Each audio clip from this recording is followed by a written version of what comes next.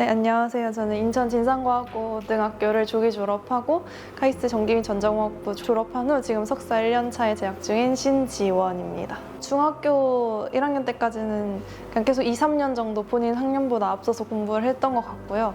그리고 이제 중학교 2학년, 3학년 때는 이제 고등과정부터 시작을 해서 과학고등학교 입학하기 전까지는 고등학교 2학년 교과 과정까지는 그래도 한 번 다 보고 갔던 것 같습니다. 그래서 그게 과학고 들어가서 공부하는 시간을 아껴주는 데 많은 도움이 됐던 것 같습니다. 만약에 선행을 뭐 2학년 전 앞에 단계를 하고 있다 하면 심화는 이제 한 학년 앞에 단계를 해서 좀 다지게 하는 식으로 심화 교재를 많이 사용했던 것 같습니다. 선행을 많이 하는 걸 좋아했었는데 이제 뭐 고등 수학에 들어가고 나니까 좀 어려워지더라고요. 그래서 그때 이제 수학에 흥미를 약간 잃었었는데 뭐 그래도 사실 고등학교 1학년 입학했을 때는 수학 성적이 막 엄청 최상위권은 아니었습니다. 근데 이제 이걸 대학 가려면 잘 극복을 해야 되는데 어떻게 할 수 있을까 생각을 해보다가 이제 경시대회 같은 걸 이제 스스로의 벽을 깨기 위해 도전을 했는데 오히려 그때 좀 생각을 스스로 많이 하는 시간을 가지고 하면서 다시 자신감을 가질 수 있었던 것 같습니다. 연산은 이제 초등학교 때까지 했던 것 같은데요. 왜냐면 제 마지막 기억이 한 4학년, 5학년 정도 때까지 했던 것 같은데 저는 기탄수학이라고 하는 문제집을 사용을 했던 것 같고 이제 제가 좀 인상 깊었던 게 미국 여행을 한 3, 4개월 정도 갔던 적이 있는데 부모님께서 수학 공부를 끊기면 안 되니까 가서 매일매일 5장씩 이렇게 풀어라고 했던 그런 기억이 있어서 그렇게 어렸을 때 꾸준히 했던 것이 나중에 심화나 선행을 할 때에도 연산 같은 실수나 속도 같은 면에서 도움이 됐던 것 같습니다. 수학 같은 경우는 이제 CMS를 열심히 다니다 보면 막 난이도 때문에 어려운 일은 없을 거고요. 시험 직전에 선생님께서 주시는 뭐 학습지나 이런 강조하시는 부분에 대해서 위주로 좀 추가적으로 공부를 했던 것 같고 중학교 시험 기간은 보통 2, 3주 정도 잡았던 것 같습니다. 처음 2주 동안은 내가 배운 내용을 완벽히 이해하고 공부하고 외우는 데 시간을 쓰고요. 그래서 문제집도 그때는 한 3, 4권 정도 풀면서 반복하다 보면 이제 외운 것도 확인이 가능하고 그랬던 것 같습니다.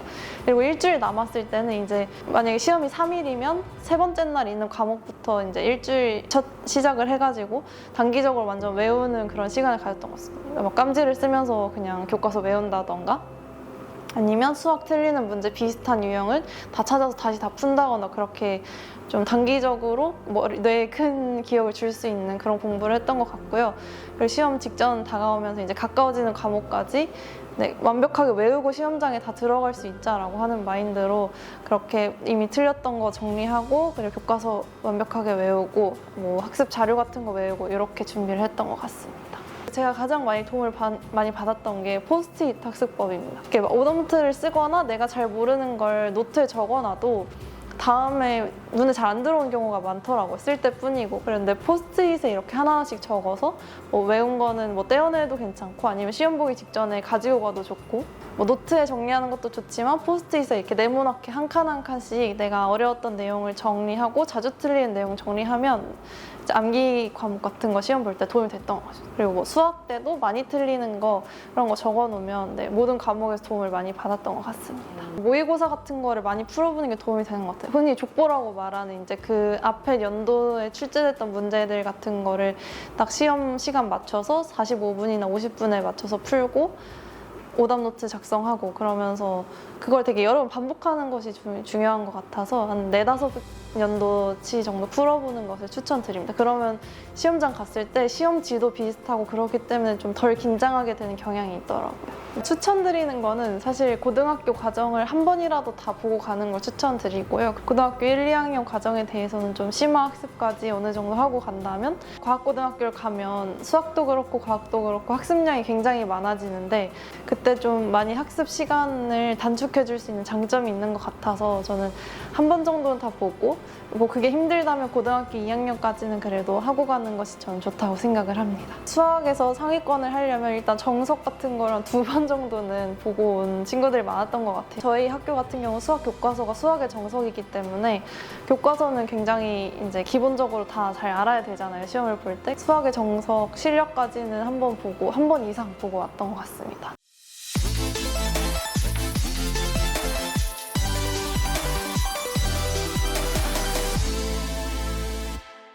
네, 오늘 이제 설명회는 과학고 전략 설명회인데요. 오늘 총 3부로 구성이 돼 있고요. 이쪽에서 서울권 과학고, 그러니까 세종과 한성시 그리고 수학 부분 제가 설명을 드릴 거고요. 2부에서는 경기 북과고, 그리고 3부에서 허길수 부소장님이 그 과학고 과학 부분 이렇게 3부에 걸친 설명을 저희가 진행을 드릴 겁니다. 3부까지의 설명은 저희가 따로 이제 녹화도 하고 제공을 하는데, 그 이후에 질의응답을 온라인과 오프라인 같이 진행을 할 건데, 그 부분은 따로 이제 오프 더 레코드로 진행을 할 거니까 뒤에 남아 계시다가 필요하신 부분 질문하시면 저희가 세 명의 연사가 각 파트에 맞춰서 답변을 드리겠습니다. 네, 저는 이제 서울권 과학고, 세종과학고, 한성과학고 설명을 맡은 CMS 랩의 이장욱 수사입니다. 반갑습니다. 네, 제가 이제 오늘 설명드릴 건 앞쪽에서 잠깐 얘기 드렸던 것처럼 서울권 과학고 입시, 그리고 각 요소별 어떤 부분을 준비하면 이제 합격을 할 수 있는지 그런 부분을 좀 설명을 드리도록 하겠습니다. 자, 먼저 과학고등학교에 왜 가야 되는지. 사실 이제 수월성 학교들이 영재학교도 있고 과학고도 있고 자사고도 있고 뭐 좀 더 가면 자공고, 과중고도 있고 일반고도 있고 좋은 뭐 지역 자사고도 있고 있는데, 과학고등학교가 어떤 점에서 좀 유리한 점이 있는지, 준비하면 어떤 게 좋은지를 가볍게 보고 그 이후의 입시 전형 요소들을 좀 보도록 하겠습니다. 이게 이제 지난 1월 달에 진행했던 서울대 대입정책 포럼 자료인데, 제가 사실 올해 진행하는 설명회들에선 항상 이 부분을 좀 언급을 하고 있거든요. 아시다시피 과학고가 결국은 고등학교고, 저희가 뭐 최종 목표라고 하긴 좀 그렇지만 어쨌든 대입을 목표로 하기 때문에 과학고는 대입을 위한 어떤 하나의 발판 같은 개념이잖아요. 그래서 서울대가 어떤 식으로 학생을 선발하는지 그런 방향성을 좀 살펴보면 저희가 어떻게 고입을 준비하고 고등학교 입시를 진행할지 이런 부분을 좀 볼 수 있다고 생각해서 이걸 좀 강조하는 편인데요. 1월에 진행됐던 총 112페이지의 자료가 나갔던 그런 포럼이었습니다. 이 중에 저희가 필요한 내용만 포인트를 좀 보도록 하겠습니다. 먼저 첫 번째, 수강한 과목 이수 내역 전체를 수시뿐만 아니라 정시에서도 반영한다.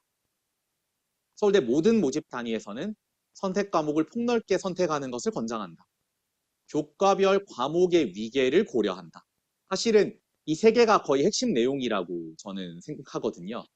추가적으로 좀 보자면 저희가 아무래도 과학고는 이공계통 지원을 하는 학생이니까 대부분 자연과학, 공학등 이공계통 지원자들은 총 기하 미적 분투를 모두 충실히 이수하는 것을 권장한다. 좀 이따 한 번 더 언급할게요. 과학은 물화생지 중에 최소 3과목 이상을 이수하는 걸 권장하는데, 심지어 아래에 있는 일부 학부는 물리학을 무조건 공부하는 것을 권장한다. 사실 권장한다라고 얘기하지만 이걸 안 들으면 권장을 이수한, 그러니까 권장 과목을 잘 배운 학생들에 비해 무조건 불이익이 있는 거니까 사실상 해라 이런 얘기나 마찬가지입니다. 자, 찍으셨죠? 자, 여기 보시면 이게 25학년도 서울대 모집 단위별 권장 과목인데 핵심 권장을 나눴지만 사실 의미는 없다고 봅니다. 아까 말씀드린 것처럼 권장하는 것까지 안 들으면은 마이너스이기 때문에 권장까지 무조건 이수해야 되는데, 뭐 이렇게 많이 써 있는데, 자, 포인트만 볼게요. 이 색칠된 과목들이 바로, 색칠된 전공들이 바로 미적분, 기하, 확통이 모두 권장에 있는 전공입니다. 사실 예전에는 그 미적분이나 확통이나 기하 중에 하나만 선택해서 수능을 보기도 했고, 내신에서도 이런 것들을 모두 학교에서 깔아주지도 않을 뿐더러 두를 필요도 없었는데, 어쨌든 당장 25학년도 올해부터도 벌써 이렇게 권장을 보고 있고, 앞으로도 이런 폭넓은 권장 과목 이수를 서울대가 계속 권장하고 있는 셈이거든요. 추가적으로 요건 이제 정시입니다. 28학년도 정시. 사실 정시 모집에서는 뭐 지금까지는 정말로 뭐 재수학원 가서 수능 잘 보면 바로 끝나는 거였는데, 서울대 28학년도 정시 모집의 모든 전형에서 독과 역량 평가를 무려 40점이나 반영을 한다고 하고 있습니다. 이거는 현재 기준으로 2배 높은 수치고요. 그러니까 정시에서도 이런 이수 과목이나 교과 역량을 평가하는 부분이 반영이 된다. 이렇게 보시면 되겠습니다. 그래서 그럼 이렇게까지 이제 선택 과목이 중요해졌는데 과학고가 어떤 점에서 유리한지 세종과학고 커리큘럼을 제가 가져와 봤습니다. 보시면 수학과 커리큘럼만 있는 건데 포인트가 될 만한 걸 제가 색깔을 칠했으니까 좀 잘 보이겠죠? 심화수학, 고급수학, 그리고 AP 과목들입니다. 일반고에서는 보통 대수 미적분원 확통을 이제 베이스로 깔고 그 위에 기하나 미적분으로 올라가는 이런 기본적인 위계 구조를 가지고 있는데, 과학고에서는 얘네를 뛰어넘는, 그러니까 심화수학이나 고급수학, 일반고에서 다루지 못하는 이런 애초에 고급 위계에 있는 과목을 배움으로써 이 과목을 듣는 것 자체가 일종의 내신 스펙이 돼버리는 그런 결과를 가져올 수 있거든요. 그래서 혹시 나중에 뭐 과학고를 안 가고 자사고를 가거나 다른 학교를 가더라도 과학고나 영재학교 학생들이 이런 식으로 교과별 과목에서 상위 위계에 있는 과목을 배우는구나. 이런 걸 알고 저희가 같이 경쟁을 해야 될 겁니다. 이건 이제 수월성 학교들, 영재학교, 과학고, 자사고 각각의 학교의 서울대 입결을 제가 가져와 봤는데요. 물론 영재학교 좋은 학교니까 많이 보내죠. 영재학교 전체 789명 중에 수시 모집으로 서울대 수시 최초 합격 기준입니다. 최초 합을 372명 보냈고요. 정원의 47.1%, 많이 보냈죠. 여기 뭐 좋은 학교니까. 과학고는 전국에 이제 1638명의 정원이 있는데 조진, 조졸 인원을 빼고, 조졸 아닙니다. 조진만 빼고, 조진은 카이스트 가는 애들이니까 조진 빼고 1310명 중에 136명이 서울대 수시 최초 합에 합격했습니다. 자사고는 전국에 10개 학교 2591명이 있는데 사실 저희가 뭐 그 학교를 이제 뭐 폄하하는 건 아니지만 거창고라던가 이제 멀리 있는 학교들은 안 보낼 거니까요. 사실 같이 놓고 비교하면은 좀 왜곡될 수 있잖아요, 지표가. 그래서 우리가 보통 톱티어로 평가하는 외대, 하나, 인사, 상산 4개 학교에 1,050명의 정원만 가지고 수시 최초합을 가지고 비교했더니 여기도 100명 내외의 수시 합격생이 나왔습니다. 물론 의대나 이런 애들은 더 많이 가지만 걔네 빼고 서울대만 봤을 때 그렇습니다. 그래서 이렇게 보면은 사실 그런 A급 자사고에 비해서도 과학고의 입결이 절대 떨어지지 않고 좋은 학교임을 저희가 또 이렇게 반증할 수 있다, 이렇게 볼 수 있다. 이런 걸 좀 살펴봤습니다. 그래서 과학고를 뭐 당연히 가면 좋다. 이런 얘기를 드리려고 앞쪽에 제가 자료를 좀 준비해봤고요. 본격적으로 입시 전형 요소별로 어떤 것들을 우리가 준비해야 되는지 살펴보겠습니다. 자, 올해 이제 진행되는 과학고 일정, 수도권 과학고의 일정은 8월 25일에서 27일까지 원서 접수를 합니다. 오프라인 접수까지 기준이라서 사실 온라인 서류 접수는 8월 19일부터지만 사실 어쨌든 3일 진행된다고 보시면 되고요. 27일이 되면 모든 서류 접수가 마감입니다. 자소서, 추천서 모두 다. 1차 출석 면접을 9월 2일부터 10월 말까지 진행하게 되는데 한성과학고는 9월 2일부터, 세종과학고는 9월 3일부터입니다. 큰 차이는 없습니다. 화요일, 수요일 스타트해서 2달간 진행이 되고요. 여기서 1.5배수를 선발한 후에 마지막 11월 22일에 소집 면접을 통해서 최종 합격생을 선발합니다. 합격자 발표는 일주일 뒤에 나게 돼 있습니다. 이 서울권 과학고, 그러니까 2개 학교는 모든 학생에게 면접 기회를 다 제공하기 때문에 사실 약간의 어떤 결격 사유를 출석 면접을 통해서 충분히 극복을 할 수 있습니다. 그래서 사실 영재학교나 뭐 자사고에 비해서 어떻게 보면 학생의 본연의 역량을 좀 더 평가해주는 학교라고 볼 수 있겠죠. 그래서 운 요소가 상대적으로 적게 작동하는 입시입니다. 과학고는 실력이 있으면 합격하기가 더 나아요. 이건 최근 3개년간의 지원 인원과 경쟁률인데 최근 마지막 것만 볼까요? 작년에 세종과학고가 4.6대 1, 한성과학고 5.4대 1입니다. 참고로 세종과학고는 160명 정원, 한성과학고는 140명 정원이고 사회통합 전형의 20% 인원을 할애합니다. 보면 세종 한성의 지원 인원은 사실 대부분 비슷했습니다. 최근에. 근데 이제 세종과학고의 정원이 많다 보니까 경쟁률이 조금 낮아 보이는데 저희가 일선에서 아이들 입시를 지도해 보면 경쟁률 차이만큼 유의미하게 난이도 차이는 나지 않는 것 같아요. 세종과 한성의 입시 난이도는 비슷하고 학생의 성향과 현재 상태에 맞춰서 어디를 지원하는 게 유리할지를 잘 결정하면 됩니다. 아까 말씀드린 것처럼 입시는 크게 출석, 소집 2개인데 출석 면접은 이렇게 진행이 됩니다. 포인트는 모집 인원의 1.5배수를 출석 면접으로 선발한다. 예를 들어 세종과학고 같은 경우에 총 4.63대 1이었는데 1.5배수를 선발하면 1단계 경쟁률이 3대 1 정도다. 이런 식으로 볼 수 있겠죠. 서류는 생기부, 자소서, 추천서 이렇게 3개고요. 이때까지는 내신을 2학년 1학기, 2학년 2학기, 3학년 1학기 3개 학기를 반영합니다. 여기까지 들어가 있는 생기부를 제출하게 되어 있어요. 그 다음 소집 면접. 소집 면접은 문제풀이를 진행하는 면접인데 보통 30분 준비해서 7분 만에 답변을 하고요. 내문항, 그중에 수학 2개, 과학 2개를 진행합니다. 내신은 3학년 2학기를 이때는 추가로 반영할 거라서 3학년 2학기 성적이 포함된 생기부를 나중에 추가로 제출합니다. 그래서 과학고 입시는 실제로는 3학년 2학기까지 놓지 않고 잘 해야 됩니다. 3학년 중간고사, 그러니까 3학년 내신, 3학년 기말 내신은 10월에 있기 때문에 좀 빠르게 중간 기말을 한꺼번에 준비할 필요가 있겠습니다. 자, 그래서 각 요소별로 이제 어떻게 진행이 되었고 그 전에 그리고 어떻게 우리가 준비할지 살펴보겠습니다. 먼저 서류 3개 중에 생기부, 자소서, 추천서 중에 생기부는 사실 어쨌든 동결이 대부분 된 상황이니까 자소서와 추천서를 볼 건데요. 먼저 학교별 양식을 보겠습니다. 세종과학고 작년 양식입니다. 포인트는 1번에 진로가 들어가 있고 그리고 독서를 따로 이제 항목으로 넣어줬다. 이게 좀 중요한 포인트입니다. 뒤쪽에 한성도 보겠지만 한성에는 이 독서 항목이 자소서 문항으로 들어가 있진 않거든요. 다만 뒤에 이제 2부에서 이원영 부소장님이 한 번 더 언급하시는 내용이긴 한데 세종과 한성은 올해 전면적으로 이 서류를 다 개편하겠다고 공지를 이미 한 상황입니다. 그래서 이게 바뀔 거예요. 어떻게 바뀔지 이제 예상을 해봐야 되는데 경기 북과학고가 올해 처음으로 크게 이제 자기소개서 문항을 바꿨거든요. 그래서 2부에 한번 보시면 아 이런 방향으로 바뀔 수도 있겠구나. 이런 걸 좀 예상해 볼 수 있겠습니다. 저는 일단 작년 기반으로 먼저 설명을 드릴게요.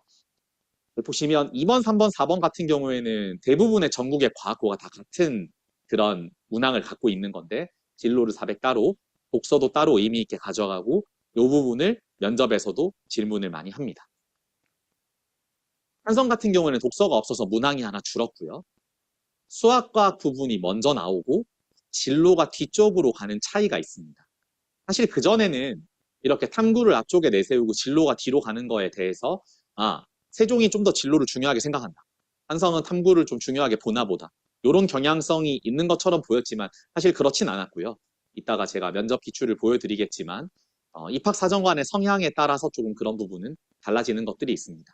어쨌든 문항 순서가 이런 차이가 있고 글자 수는 똑같은 글자에 아까 독서가 있고 현재 이 정도의 차이고 올해 개편 예정입니다. 자, 그래서 이런 자기소개서 작성해서 수학과 과학을 결국 800자씩 쓰는 게 지금 세종한성에 똑같고 이 부분은 유지될 가능성이 높기 때문에 이 부분이 결국은 중점적으로 저희가 준비해야 되는 부분인데 이거 같은 경우에는 저희가 이런 식으로 탐구 보고서를 아이들에게 작성시켜서 이걸 기반으로 자기소개서를 작성하게 합니다. 저희가 이제 대치, 지금 여기 설명하는 곳이 대치니까 대치에서는 이제 이원영 부소장님이 운영하는 그런 탐구 보고서 특강이 진행이 되고 있고요. 사실 상당수의 학생들이 영재학교를 지원한 이후에 과학고를 진행할 텐데 영재학교를 진행했던 학생들도 저희는 탐구 보고서를 모두 가지고 있어서 이걸 기반으로 자기소개서 작성을 저희가 해드릴 겁니다. 요거는 잘 작성된 탐구 보고서 예시입니다. 이런 걸 바탕으로 자기소개서를 작성시킬 겁니다. 두 번째 추천서입니다. 추천서가 사실 서류 3개 중에는 제일 중요한 서류입니다. 이걸로는 붙이고 떨어뜨리고를 사실상 좌우할 수 있을 정도의 역량의 그런 서류니까요. 다만 저희가 직접 컨트롤할 수 없다는 게 문제죠. 어떤 항목인지 한번 볼 건데요. 이게 작년 세종 추천서입니다. 이 세부 항목들을 자세하게 볼 필요는 사실 없어요. 왜냐하면 세종완성뿐만 아니라 대부분의 학교들이 이 항목은 비슷하게 운영을 합니다. 볼만한 포인트는 뭐냐 하면 요건데 이게 이제 영재학교에도 과학고에도 다 들어있는 포인트인데요. 재학생 중에 얼마나 우수한지를 체크하는 항목입니다. 체크를 시키면 정량적인 평가가 가능해집니다. 근데 여기 보면 최우수가 상위 5%거든요. 예를 들면 우리 학년에 300명 있으면 상위 5%면 15등입니다. 그러니까 최상단 체크를 받는 학생들이 꽤 많이 나올 수 있는 구조거든요. 세종과학고의 이 최우수 체크는 좀 뭐랄까 쉽게 받을 수 있는 그런 부분입니다. 선생님이 좀 고지식해가지고 5% 써놓으면은 명수 막 세가지고 얘 몇 등이지? 20등인가? 이러고 체크를 하시는 분들이 진짜 있거든요. 그래서 이 부분이 좀 상대적으로 완화된 기준인데 한성을 한번 보면 1%예요. 그러니까 한성을 내가 지원하는 아이들이면 저희가 많이 강조하는 부분인데 서류가 좀 퍼펙트한 아이들을 한성을 지원하는 걸 많이 추천하는 편입니다. 이렇게 빡빡할 뿐만 아니라 전반적으로 입시를 지도해 봤을 때 좋은 내신을 가지고 뭔가 세특이나 이런 평가도 좋게 받는 아이들의 합격률이 훨씬 높거든요. 아마 이런 부분 때문에 그렇지 않을까 싶고요. 그래서 이런 부분에 좀 차이가 있으니까 이런 거를 본인이 어느 정도 받을지 좀 염두에 둬야 되고 사실 본인의 역량보다도 선생님이 어떻게 체크할 것 같은지를 좀 예상해 봐야 돼요. 내가 받을 선생님이 어떻게 체크해 줄지. 그래서 그런 것들을 좀 뒤쪽에 좀 한번 볼 건데 그래서 추천서를 부탁드릴 때 어떤 포인트를 좀 살펴봐야 할지 한번 볼게요. 첫 번째는 애가 무조건 직접 선생님께 정중하게 부탁을 드려야 됩니다. 사실 영재학교 썼던 아이들이면 뭐 한 번 더 부탁드리거나 한번 틀어서 부탁드려야 되니까 좀 쉬울 텐데 과학고를 처음으로 쓰는 친구들 같은 경우에는 방학 기간이 되기 전에 빨리 먼저 부탁을 드려야 됩니다. 이 8월 25일에서 27일은 개학 직후기 때문에 7월 달에 반드시 인사를 드리면서 부탁을 드려야 되고요. 그리고 그 시점에 기초 자료도 전달을 해드려야 됩니다. 완성 자소서가 아니더라도 제가 어떤 부분에 포인트를 가지고 좀 강점이 있으며 이런 부분을 중점적으로 써주시면 좋겠습니다 하는 거를 꼭 전달 드려야 되는데 이게 가급적이면 7월 중순 전에 되면 좋겠다. 아무래도 영재학교 입시가 안 끝난 친구들은 어렵겠지만 과학고를 지금 바로 써야 되는 친구들이면 힘구나 세특 관련 자료는 빨리 뭐 정리를 한번 하는 편이 좋겠습니다. 아까도 말씀드린 것처럼 보통 아이들이 선호하는 선생님은 좀 몰리는 경향이 있어요. 좋은 선생님, 또 약간 젊고 좀 스마트하고 객관적인 그런 선생님들을 아이들이 좋아하는데 그러면 내 평가도 객관적으로 받습니다. 그러면 네, 쉽지 않죠. 그래서 좀 상대적으로 저는 항상 추천하는 게 나이가 많은 자녀가 좀 많이 큰 그런 선생님한테 추천을 받고 애들이 많이 부탁 안 드리는 선생님한테 나를 좋아하는 사람한테 굉장히 중요한 포인트입니다. 이거는 계속 끝까지 따라다닐 서류이기 때문에 그걸 좀 포인트를 둬서 이제 추천을 받아야 되고요. 아까 말씀드린 대로 테크하는 항목은 정량적으로 점수화될 가능성이 매우 크기 때문에 본인의 포인트를 미리 예상해 볼 필요가 있습니다. 그냥 막연하게 이 선생님 잘 줄 거야가 아니라 항목을 보고 이 선생님 나한테 어떤 항목을 체크해 줄 것 같아. 이걸 한번 시뮬레이션 해보면 누구한테 부탁드리는 게 더 낫겠다를 본인도 어머님도 판단할 수 있을 거거든요. 이거를 꼭 예상을 해보는 게 중요하고요. 그리고 자료를 전달할 때 있는 초등학교부터 모든 자료를 뽑아서 주시는 분들이 가끔 있는데 그러면 안 보고 선생님이 지 맘대로 씁니다. 그래서 선생님이 어떤 포인트로 쓸지 어느 정도의 가이드를 줄 수 있는 그런 포인트 자료를 전달하는 게 중요합니다. 사실 한두 개만 주는 게 제일 좋아요. 포인트 뽑아가지고. 그럼 그거 쓰겠죠, 선생님. 네, 그런 부분을 좀 쓰는 게 좋겠고요. 이런 것들 외에도 뭐 여러 가지 팁들이 있는데 이런 것들은 이제 가까운 CMS 선생님께 여쭤보시면 저희가 잘 답변 드리겠습니다. 사실 이 세종과학고, 한성과학고를 선택하는 그런 미묘한 차이 문제가 좀 어려운 부분이 있어서 대치 CMS 같은 경우에는 이제 저랑 이원영 부소장님이 학교 선택하는 그런 가이드 컨설팅을 또 제공을 하거든요. 센터에 문의하시면 저희가 그런 부분을 또 제공해드리니까 문의해 주시면 좋고 각 지역 거점 센터들 온라인에 들으시는 분들은 거점 센터들에서도 이런 부분을 진행할 거니까 문의해 주시면 저희가 답변을 드리겠습니다. 이제 출석 면접인데요. 출석 면접 같은 경우에 이제 저희가 이제 복기본을 바탕으로 어떻게 준비할지 전략을 수립하는데 사실 이런 부분에서 CMS가 큰 강점을 갖고 있는 게 저희가 어쨌든 수도권에 많은 센터들을 가지고 있고 각 센터에서 진행한 복기본들을 모두 공유하고 이걸 CMS 랩 연구소에서 모두 모아서 다시 분석해서 입시 전략을 수립하고 진출 문항을 누적시키거든요. 그래서 사실 이제 몇 번 강의실에 누가 면접했나, 얘 어떤 성향인가 이런 것까지 이 사람 머리 있냐 없냐 뭐 이런 것까지 저희가 다 기록해서 분석을 하거든요. 그래서 그런 부분에 좀 강점이 보겠습니다. 재작년에 진행됐던 입시고요. 크게 이제 세종과학고 같은 경우에 생기부 인성, 그다음에 수학 자소서 교과, 과학 자소서 교과 이렇게 총 5개 챕터로 나눠서 저희가 복기를 합니다. 이렇게 시간 순서대로 되지 않을 수도 있는데 기본적으로 항목을 똑같이 맞추려고 저희가 이렇게 쓰는 경향이 있고요. 세종과학고의 어떤 면접 스타일 단적으로 보여주는 부분이 이 부분입니다.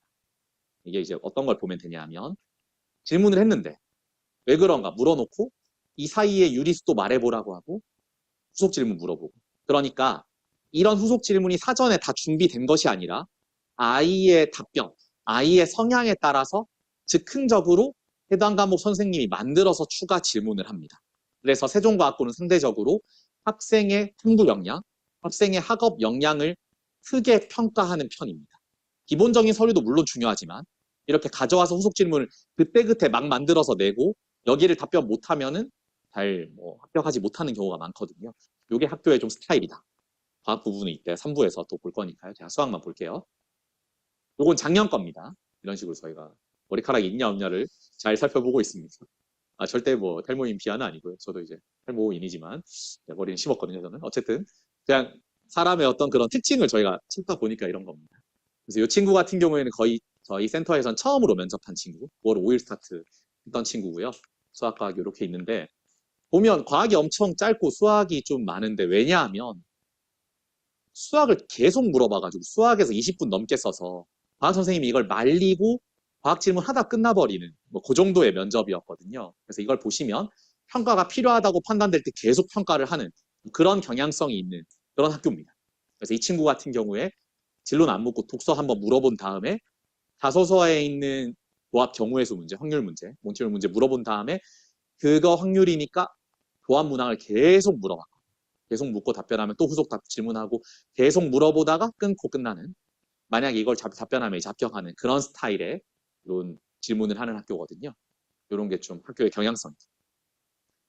이제 한성을 한번 보겠습니다. 한성 재작년이고요.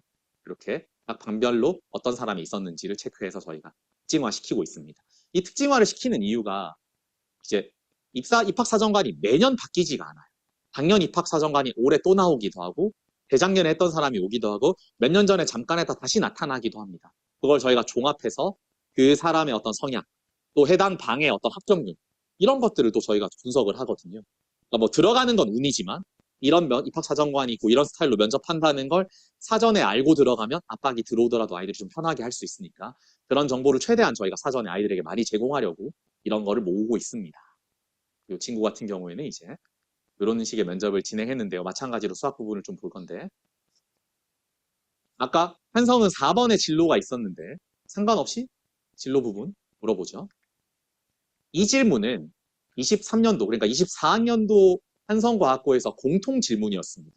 모든 지원 학생에게 똑같은 질문이 나갔는데 이게 저희가 2주차 정도의 이제 묻기본을 모으다 보니까 모든 학생에게 들어가 있어서 아 이거 무조건 나오는 공통 질문이구나 해서 그 이후에 모든 학생에게는 완벽하게 질문 답변을 따로 준비시켰습니다.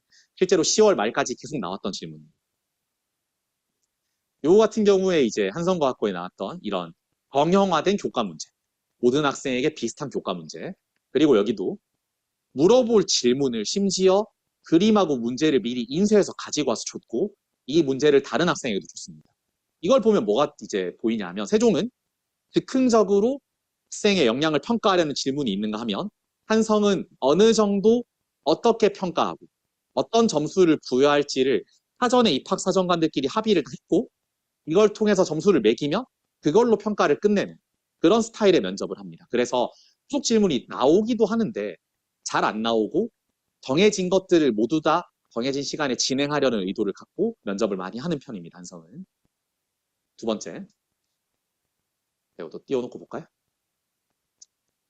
여기다 왜 빨간 거 쳤냐면 이 학생이 복귀본 하면서 이 선생님이 너무 친절하다. 나의 자소서를 극찬했다. 이거를 이제 복귀하면서도 한 3번을 얘기했거든요. 여학생이었는데. 그래서 파동을 과학 자소서에 썼는데 제 파동 자소서 보고 너무 칭찬을 많이 했다. 진짜 붙을 것 같다. 물론 붙었는데 학생 면접만 하고 와서도 너무 설레발을 쳐가지고 설레발 치지 말고 잘 복귀를 해보자 이렇게 얘기했었는데 실제로 이 D번 강의실 작년 앞에는 1, 2, 3, 4 했잖아요. 작년에 이제 한성과학고가 A, B, C, D 4개를 운영했는데 D번 방의 합격률이 월등하게 높았어요. 아마 이 선생님이 그냥 평가 잘 주신 것 같아요. 근데 세종 같은 경우에는 평가를 잘 줬다고 해서 뭐 합격을 막 높게 가져가는 그런 느낌은 아닌데 한성은 아무래도 그런 평가 요소를 좀 미리 다 정해둔 그런 경향이 있는 것 같아서 그냥 얘가 잘 주면 이 선생님이 잘 주면 그냥 좀 합격하는 그런 느낌이 있습니다. 그래서 이런 건 좀 본인의 운이겠죠. 좋은 방에 가는 거는. 네. 그래서 이 친구 같은 경우에 이렇게 진행했고요. 자, 이 친구는 포함 배제의 원리를 자소서에 썼는데 요거 물어본 다음에 여기에 해당하는 교과 부분 문제 요건 추가로 다 질문한 거고요. 요거 때문에 아마도 이런 경우의 수 문제를 교과 문항으로 미리 준비해 오신 것 같습니다. 후속 질문은 하지 않았고 질문을 깔끔하게 땅땅땅 하고 몇 개 더 있었는데 몇 개 요거만 가져왔고요. 하고 끝냈습니다. 그리고 여기서 약간의 포인트는 이 스펙트럼하고 앙금 생성 반응, 뭐 불꽃 반응 이런 질문을 여기서 했는데 앞쪽에 세종에도 보면 똑같은 그런 류의 질문들이 있었거든요. 그래서 해당하는 해에 질문 트렌드가 있으면 그게 비슷하게 양쪽에 나타날 수 있고 그래서 한성을 지원하는 아이들이 세종 복귀본을 안 보는 게 아니라 모든 학교 복귀본을 공통으로 보고 다 같이 준비를 저희가 누적해서 하고 있습니다. 근데 사실 좀 늦게 하면 자료가 많아서 더 좋을 것 같잖아요. 그렇진 않아요. 먼저 하면은 훨씬 친절하게 하고 평가를 좀 편하게 하고 그런 편이거든요. 합격률도 높아요. 그래서 제 생각에는 2주차나 3주차에 면접이 잡히면 거의 베스트. 그럼 딱 면접하고 기말고사도 준비할 수 있고 깔끔하거든요. 하지만 그것도 운입니다. 네, 다 운이에요. 그럼 수석 면접 어떻게 대비해야 되냐? 저희가 대비시켜주죠. 그래서 앞에 수학 교과 같은 경우에는 저희가 이런 등등교과 전체 개념이 들어있는 핸드북을 아이들에게 제공하고 이걸 바탕으로 암기시키고 과제도 내고 이렇게 합니다. 93페이지로 된 자료 요거 재원하면 저희가 나눠주고요. 그 다음에 여기 보시면 앞에 교과 문항들이 있었잖아요. 이게 학생이 저희가 엄청 많잖아요. 센터별로 몇백 명 있으니까 걔네가 면접 갔다 올 때마다 이거를 이제 계속 추가하는 거예요. 여기 작년 거예요. 작년 거. 추가를 계속해서 점점 누적돼서 많아지는 거를 그 다음 과거 수업 시간에 계속 풀리는 겁니다. 보시면 여기에 후속 질문이 쭉 이어진 이런 챕터들이 모여 있죠. 그래서 이게 대수문항이고 기하, 조합 나눠서 각각 수업 시간에 계속 누적해서 다루게 됩니다. 그래서 점점점 이제 익숙해지겠죠. 그리고 저희가 자랑하는 출석 면접 대비 이제 실전 면접 이런 것들을 또 진행하고요. 요거는 뭐 모든 센터에서 저희가 저점 센터에서 다 진행을 하고 있고요. 보통은 이렇게 1시간 진행하는데 센터별로 약간의 차이는 있지만 수학, 과학, 인성을 모두 진행해서 진행 과정을 녹화하고요. 보통은 수학, 과학 선생님 나누고 인성 선생님 따로 들어와서 이제 선생님별로 피드백을 해드리는 그런 방식입니다. 보통은 수학, 과학, 인성 합친이 실전 면접을 3회 기준으로 진행을 하게 되고요. 대치 CMS 같은 경우에는 이제 시리우스랑 같이 진행하니까 수학, 과학을 나눠서 2회 하게 됩니다. 넘어갈게요. 소집 면접입니다. 소집 면접은 아까 말씀드린 것처럼 문제풀이 면접이에요. 문제풀이. 그래서 총 4문항 있다고 했는데 그중에 수학 2개, 과학 2개니까 제가 수학 부분만 볼 거예요. 이 문제는 제가 다른 설명회 할 때도 이제 언급했던 적이 있던 그런 유명한 문제입니다. 이 복기본은 요거는 이제 과학고에서 공식적으로 공개를 해줍니다. 홈페이지에. 그래서 그대로 있고요. 문제 그림을 갖고 왔는데 이 문제의 중요 포인트는 가게 크기가 이제 일정하다. 카메라 이동시켜도 가게 크기가 일정하다는 건데 가게 크기가 일정하면 뭘 쓰는 거지? 원 그리면 원주각 일정 가지고 풀면 되겠네. 그래서 이런 식으로 평행선에서 동의가의 크기가 같다는 개념, 원주각 크기가 같다는 개념, 인과의 현의 관계 이런 식으로 해당하는 어떤 특정 영역뿐만 아니라 중학교 1, 2, 3학년 전 과정에 걸친 학생의 종합 역량을 평가하는 그런 문항들을 출제하고 있습니다. 게다가 아까 잠깐 언급했지만 30분을 준비하고 7분 만에 4문항을 다 면접해야 돼요. 그래서 포인트에 막히면은 다시 한번 생각해봐. 이거 생각해봐. 힌트 주고 모르면 바로바로 넘어갑니다. 그래서 굉장히 오랫동안 그 앞에서 고민할 시간은 별로 없어요. 그래서 풀 때 빠르게 파악하고 어떻게 말할지 준비해서 나가야 되니까 이런 것도 아무래도 연습이 잘 되면은 실전에서 당황하지 않고 잘 할 수 있겠죠. 연습이 항상 필요한 그런 부분입니다. 요건 작년이라고 봐야 되겠죠. 24학년도 대수 문항인데 또 제곱근과 동류항에 대한 이해를 바탕으로 하는 그런 문항에서 마지막 경우의 수 세는 것까지 포함한 마찬가지로 중등 전체에 대한 이해를 포함하는 그런 문항이고요. 수학 2문항에서 최근에는 한 문항의 소문항으로 인성 문항을 같이 출제를 하고 있습니다. 그래서 출석 면담에서 인성 면접을 끝내는 것이 아니라 소집 면접에서도 인성 문항을 출제해서 인성 부분을 계속 강하게 검증하는 추세입니다.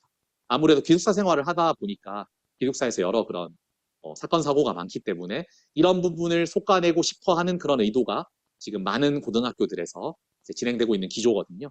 그래서 이런 문항도 출제가 되고 있으니까 이것도 같이 소집 때도 대비를 하고 있으면 되겠고요. 이게 이제 최근 올해 작년이죠. 그 문제인데 볼까요? 동의적기 문제인데 좀 유명한 문제이긴 합니다. 그래서 중학교 1, 2, 3학년 과정 마찬가지로 전 과정에 걸친 그런 이해도를 바탕으로 하는 문제였는데 이게 이제 저희가 하도 많이 다뤄서 영재학교 대비반에도 있고 과학고 테마 수학 교재에도 있었고 파이널 구술에도 다뤘던 그런 문제입니다. 그래서 뭐 적중했다 이렇게 표현했는데 저희 백서에도 이 부분 문제가 그대로 수록이 되어 있습니다. 그래서 저희가 사실 기출 문제를 모두 갖고 있을 뿐만 아니라 그런 기출의 변형 유형에 대한 책도 따로 만들어서 쓰고 있고 그런 부분을 교재화해서 또 다루고 있어서 사실 그런 부분을 빗나가는 소집 면접 문제는 거의 나오지는 않고 있습니다. 게다가 소집 면접은 애초에 1.5배수만 남은 상황이라서 저희는 소집 면접에서의 합격률은 굉장히 높은 그런 편입니다. 소집 면접은 어떻게 대비하는가? 비슷하게 이제 오늘 나간 자료인데요. 이게 오늘 이제 과학고 기출, 전국 단위 기출 문제를 모두 모아놓은 자료를 저희가 지금 제공해드리고 있고요.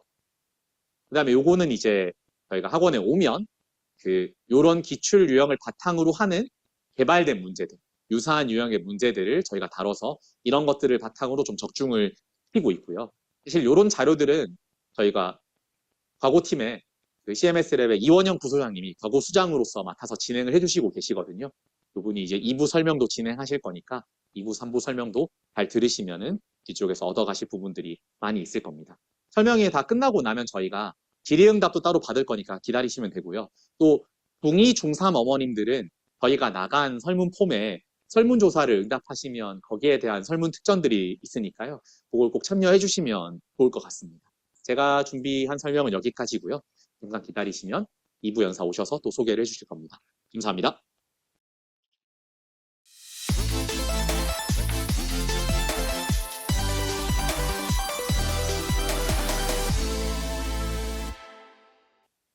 안녕하세요. CMS랩 그 과학고 전문가로서 경기북가고 입시 전략을 발표하게 될 이원호입니다. 어머니, 오늘 과학고 설명회는 되게 중요한 시점이라고 말씀드리고 싶어요. 영재학교 입시 1차 발표가 끝났고, 저희 발표가 끝난 시점에서 또 과학고에 대한 플랜 B도 세우셔야 되기 때문에 오늘 설명회를 듣고 많은 거 좀 가져가시면 좋겠다. 그런 부분이고요. 아무래도 과학고는 합격률이 좀 중요하겠죠. 학원에서 준비하는 합격률을 좀 기반으로 해서 신뢰를 가지고 과학고라는 최종 합격이라는 최종 관문을 통과하기 위해서 아무래도 정보를 어떻게 가져가냐 이게 좀 핵심일 것 같아요. 경기북가고 입시 관련해서 제가 설명하도록 하겠는데요. 경기북가고 입시가 쉽지 않습니다. 아시죠? 이유는 되게 간단합니다. 극한의 경쟁률 때문에 그래요. 일반적인 80명 대비해서 756명을 선발하기 때문에 거의 10대 1의 경쟁률을 가지고 있어요. 하지만 CMS는 그 와중에서도 30%의 합격률을 갖고 있거든요. 더군다나 2027년도에 성남과 부천에 2개의 과학고가 개교하게 되는데요. CMS의 입지가 더 높아질 거라고 저는 이제 확신하겠고요. 어머니 20분 동안 제가 발표를 하게 됐는데요. 왜 그럴지, 이것 때문에 이럴 거야 라고 이제 느끼시게 될 겁니다. 오늘 그 설명의 주인공은 3학년 어머니들 위해서 저희가 준비를 했고요. 그러면 입시에서 구체적인, 입시 과정에서 구체적으로 무엇을 좀 챙겨가야 될지. 앞에 1부하고 3부에서 구체적으로 CMS 어떻게 제시하는지 제시해 줄 거예요. 저는 경기북가고에서 포인트를 좀 집어드리도록 하겠습니다. 자, 우선 경기북가고 입시는 서울과 동일하게 원서 접수, 개별 면담 진행, 수직 면접 평가 이 세 가지 단계로 진행되는데요. 자, 여기서 경기북가고 입시 올해에서 포인트 사항 하나를 말씀드리면 이 원서 접수예요. 8월 29일까지 서류 마감을 하는데요. 대체적으로 일반적인 다른 과학고들은 나이스란 시스템을 이용하게 됩니다. 하지만 경기북가고는 작년에 이런 시스템이 바뀌었어요. 그래서 담당 선생님이 모든 지원서하고 서류를 다 집어넣게 돼요. 그리고 그렇기 때문에 이걸 한번 집어넣게 되면은 수정하기가 어려워요. 처음부터 만약에 수정을 요구하면 처음부터 다시 진행해야 되거든요. 되게 번거롭기 때문에 학교 선생님들은 내신 그 방학이 끝나고 월요일 지난 수요일까지는 아무래도 자소서를 최종본을 제출하라고 할 거예요. 그럼 오늘이 이번 주 지나고 다음 주가 이제 기말이 대부분 끝나면 7월 한 달하고 8월 대략 2주 정도 남을 거란 말이에요. 이 대략 6주 안에 경기북 자소서를 완성해야 돼요. 그런데 올해 경기북 자소서가 완전 전면 개편됐거든요. 자, 그렇다면 자소서를 조금 빨리 작성하셔라. 올해 라고 좀 말씀드리고 싶고요. 자, 두 번째는 중학교 과정에 기반으로 한 자소서 작성이 필요합니다.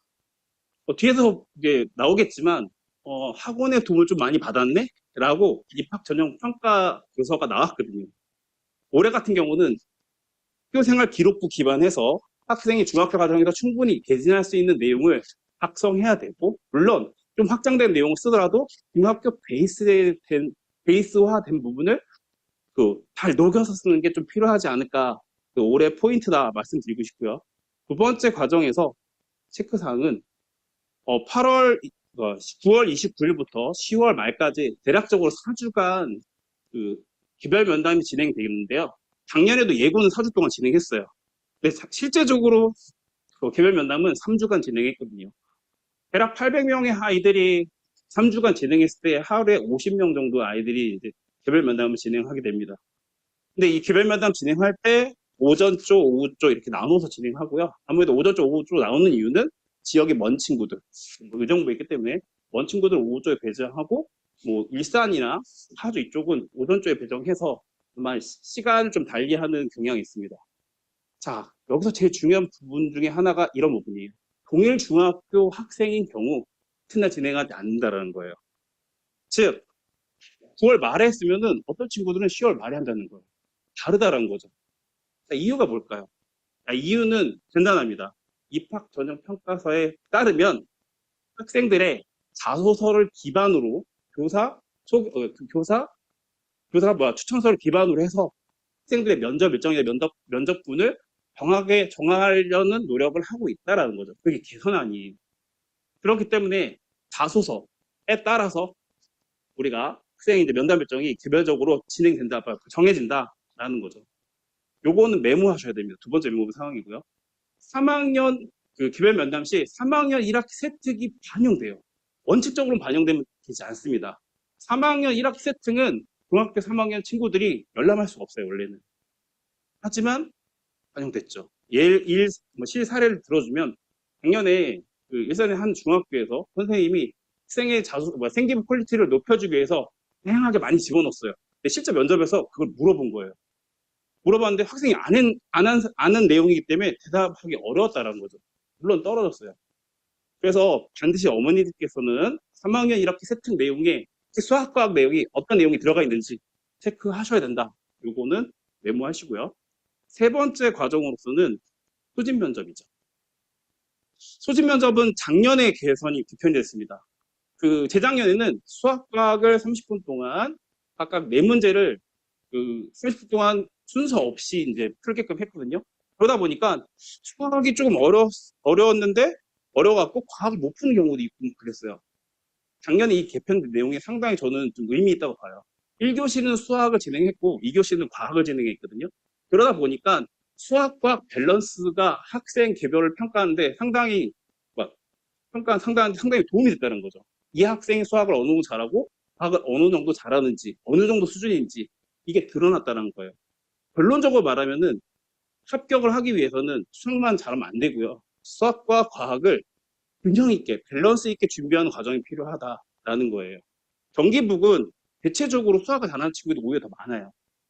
결론은 과학도 적어도 7월부터는 과학을 준비하셔라. 근데 권고를 드리고 싶고요. 작년에 또 이슈가 하나 있죠. 경기북은 대체적으로 경시성 문항이라든지 이런 부분을 변형시켜서 중학교 과정으로 충분히 소화할 수 있으면 그거를 그 소집 면접 문제를 출제하는 경향이 있어요. 주로 그 문제 출제 텀은 3년 주기로 하는 경향이 있긴 한데요. 작년에는 일반적으로 잘 안 하는 증명형 문제가 출제가 됐어요. 이 증명형 문제는 실제 수학 능력 시험 그 아주 예전에 한 10년 전에 출제했던 문제 중에 하나겠고요. 이런 문제 유형에 대한 즉 서술의 유형에 대한 연습이 필요하겠다라는 부분으로 좀 해석하시면 좋을 것 같습니다. 하나 더 분석해드리면 이 작년에 그 문제가 쉽지는 않았지만 2023년도 대전 동신과학부 기출문제가 있거든요. 소집 면접. 이 기출문제가 거의 흡사해요. 이게 무슨 말이냐면은 과학부 문제들은 대체적으로 그 교과부에서 제시하는 문제 은행식으로 문제가 출제되는 걸 알고 있고요. 작년 같은 경우, 작년 같은 경우는 충남과학, 충북과학, 강원과학부 그 소집 면접 문제가 같습니다.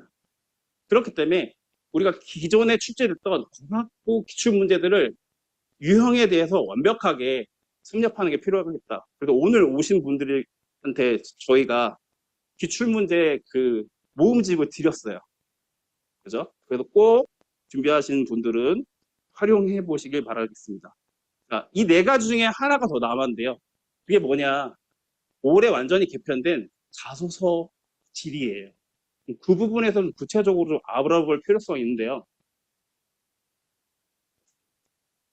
자, 첫 번째는 진로 희망을 본인에게 의미 있던 학습 경험을 바탕으로 제시하고 경기북과하고 진학 후의 학업 계획을 본교 교육과정의 활동 중심으로 서술해라라는 거죠. 되게 실질적인 거예요. 그러니까 대기가 되는 사항을 얘기하라는 거고요. 그리고 자기가 공부할 거를 학교에 맞는 학교 커리큘럼을 반드시 확인하고 이렇게 지원해 이런 말인 거거든요. 저는 이 1번 문항을 완성하기 위해서는 여기 한 200자 정도 놓고 그 계획 부분에 대해서 200자 넣고 나머지 100자 정도는 그 경기국가하고 커리큘럼 그리고 동아리 그다음에 자기가 할 R&D 정도를 집어넣으면 완성되지 않을까 생각이 들어요. 그것도 기존에 있던 뭐 지원 동기를 작성한 거의 비슷하긴 한데요. 포인트는 이 2번, 3번, 4번이라고 보시면 돼요. 작년에는 자기소개서에서 지원 동기 그리고 수학, 과학, 융합, 자기주도 학습 추가 500자 그다음에 인성을 썼거든요. 그래서 어떠한 그 수학을 쓰세요, 과학을 쓰세요, 융합을 쓰세요 칭해서 자소서 질의가 나왔다는 거예요. 자, 읽어보시면 알겠지만 수학과학 정보 분야 활동 중에서 가장 의미 있던 활동 제시해라. 수학과학 정보 분야에서 호기심을 가지고 몰입한 활동을 제시해라. 그리고 되게 어렵죠. 수학과학 정보 분야의 개념 현상 이수 중에서 철학, 문학, 역사, 윤리, 사회 등의 인문학적 시각과 비교하여 대조하고 탐구한 경험. 정말 어렵습니다, 이거는. 예술영재학교에 이런 질문이 있었죠. 이거 질문을 이거 첨삭 지도할 때마다 엄청 어려웠거든요. 자, 이게 무슨 말이냐면은 학생이 공부한 수준에 맞도록 의미 있는 부분을 굳이 수학, 과학을 쓰지 않아도 수학을 쓸 수 있다는 뜻이에요. 또는 수학, 과학을 쓸 수 있다는 거죠. 그래서 이 부분에 대해서 학생이 쓸 수 있는 수준으로 맞춰 써라라는 거죠. 이런 질문이 나오게 된 배경은 우리 영양평가서를 보면 되는데요. 이런 질문이 있어요. 몰랄농도에서 썼는데 몰랄농도 개념도 모르는 상태에서 썼다라는 거예요. 그래서 질문을 학교에 맞는 실정에 맞는 수준으로 개편하겠다. 그거에 대한 개편안이라고 보시면 될 거고요. 여기서 체크될 사항이 있어요. 어머니들 보셨을 때 아까 제가 말씀드렸듯이 자소서를 통해서 면접 일정하고 면접시 결정된다 했잖아요. 근데 수학 쓰면은 도대체 어떤 방법 배정될 거야? 네, 나는 수학, 과학, 융합 형태로 썼어. 그럼 밸런스 있게 썼어. 이 부분에 대한 고민을 하셔야 돼요. 그리고 그때 이 부분이 올해 경기북하고 입시를 가늠하는 가늠세가 되지 않을까 생각이 들고요. 4번이 제일 어렵겠죠. 작년에 융합 항목이 있었는데 융합 항목을 써라. 물리하고 수학을 써라. 물리하고 화학을 써라. 수학하고 화학을 써라. 이렇게 제시는 했지만 그런 소수가 어디 있어요? 기준이 어딨냐? 이런 얘기인 거예요. 그런 보기라든지 예시도 제시해주지 않으면서 융합적인 성향을, 융합적인 내용을 기술하세요라고 썼거든요. 이건 더 어렵습니다. 그렇기 때문에 이 부분이 즉 인문학과 연결된 부분을 쓰는 게 쉽지 않고요. 그런데 아이들이 혹시 이런 책을 읽었거든요. 총균세라고. 대부분의 학교의 학생들이 총균세 책을 읽었어요. 이게 역사적인 내용하고 과학의 발전 이런 부분을 다 담고 있어요. 대부분의 학생들이 이 총균세에 관련해서 사본을 작성하지 않을까 생각이 들어요. 그럼 결론은 많은 학생들이 총균세를 썼기 때문에 그거를 쓰는 것도 나쁘지 않을 거야. 저는 이렇게 판단이 들고요. 그래서 2번, 3번, 4번을 어떻게 쓰냐가 핵심이다. 자, 그리고 또 하나 얘기할 게 6번이에요. 독서 기록이거든요. 독서 기록을 하나 제시하라고 했습니다. 여기 있는 질문을 전체적으로 보면서 이제 뭘 느꼈냐면요. 이런 생각을 했어요. 2027년도에 그 과학고들이 더 추가로 개교하면서 경기형 과학고라는 과학고를 지원하는 학생들, 즉 수학과학에 지속적인 관심을 갖고 있고 과학고를 지속적으로 가고자 희망하는 친구들을 선발하겠네. 그 일환 중에 하나가 이런 독서 기록들을 독서를 꾸준히 읽냐 없냐 그거에 대해서 판단하겠네라고 저는 판단하고 싶어요. 자, 올해 이 이슈가 자소서라면 그러면 도대체 자소서는 어떻게 하면 잘 씁니까? 라고 이제 물어볼 수 있잖아요. 저는 올해 입시를 준비하기 위해서 자소서를 쓰는 방향에 대해서 한번 구체적으로 좀 말씀드리도록 할게요. 자소서를 잘 쓰기 위해서 특히 올해 같은 경우는 저는 요거를 말씀드리고 싶습니다. 학교 생활기록부를 바탕으로 학교 생활기록부의 내용을 정확하게 분석하세요라고 이제 말씀드리고 싶어요. 학생들한테 이 학교 생활기록부를 분석하세요라고 하면 잘 못해요. 무엇이 중요하고 무엇이 사용될지를 모른다는 거예요. 그러면 무엇이 중요한지를 가늠해 줄 거는 누가 해줘야 될까요? CMS 해줄 거예요. 즉 어떻게 해줄 거냐면 선제적으로 생활기록부에 있는 내용을 보고 선제적으로 글감을 제시해 줄 거예요. 그건 뒤에 프로파일 프로를 진행할 거고요. 그래서 이렇게 진행하다 보니까 아이들이 자소서 쓰는 것도 좀 수월해지고요. 퀄리티가 상당히 높아졌어요. 두 번째는 자소서 쓸 때 제일 어려운 부분이 정보예요. 즉 학생과 첨삭하는 두 사람 사이에 정보의 교류가 없으면 학생이 뭘 알고 있고 뭘 잘하고 이런 걸 모르는 거예요. 그래서 저는 뭐 스키를 잘 타니, 수영은 잘하니, 악기는 뭘 연주하니 이런 거를 그러니까 자소서를 쓰기 어려운 학생들한테 물어봐요. 그래서 학생들은 생활기록부, 동아리 활동도 구체적으로, 수행평가 또 뭐 했는지, 과학 기록이라든지 이런 부분을 나열하고 정리하는 게 필요하다는 거죠. 그러니까 여기까지 있으면 좋습니다. 근데 아무것도 없는 친구도 있어요. 어떻게 해야 될까? 방법은 도서밖에 없습니다. 그래서 도서를 적극 활용하는 방법이고요. 자소서를 작성할 때 대체적으로 아이들이 처음에 작성하면은 어떻게 작성하지? 이런 부분으로 되게 고민하고요. 작성하더라도 그리고 오랫동안 작성하고 많이 작성했지만 별로 알맹이가 없는 경우가 많아요. 저는 근데 그럴 때 그 경우에서는 잘했다고 해요. 일단 학생이 작성하는 게 중요한 거고요. 작성하면서 내가 한 게 하나도 없구나를 알게 되겠고요. 그래서 그 작성하는 과정상에서 드러나는 다양한 정보들이 있거든요. 이거를 선생님들이 확인해야 돼요. 그렇기 때문에 가급적이면 작성할 때는 다소 생각하지 말고 많이 쓰세요라고 이제 권장하고 싶습니다. 5번이 핵심입니다. 오늘 이제 핵심 부분이고요. 자소서 작성은 계획성 있게 기한을 두고 작성하셔야 돼요. 빨리 작성된 자소서만큼 면접의 흐름을 학생의 페이스로 가져갈 수 있다고 말씀드리고 싶은데요. 구체적인 이유는 이래요. 우리가 자소서를 작성하고 동시에 우리가 출석 면담, 개별 면담을 대비하기 위해서 모의 면접을 진행하거든요. 이 모의 면접을 진행하면서 학생의 자소서 질의를 진행하게 되는데요. 학생이 자소서 질의를 받다 보면 이렇게 질문이 나오네?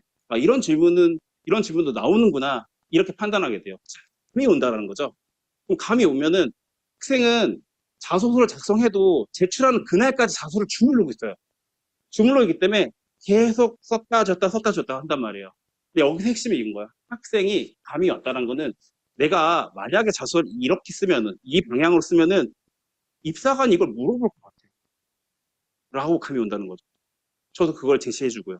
실제 그렇게 그 감을 갖고 자소서를 작성해서 자기가 준비한 질문이 거의 대부분 나와서 합격한 친구들, 그걸 가지고 화놓은 친구들을 많이 봤어요. 잘 쓴 자소서가 이런 자소서 아닐까요? 입시에 맞도록 입사관의 질문을 유도할 수 있는 자소서. 그게 저는 정답인 것 같아요. 물론 학생이 써야 되지만 그거에 대한 코치는 누가 한다? CMS에서 진행한다는 거죠. 무엇을 바탕으로? 생기부를 바탕으로, 학생의 데이터를 바탕으로. 이게 핵심이에요.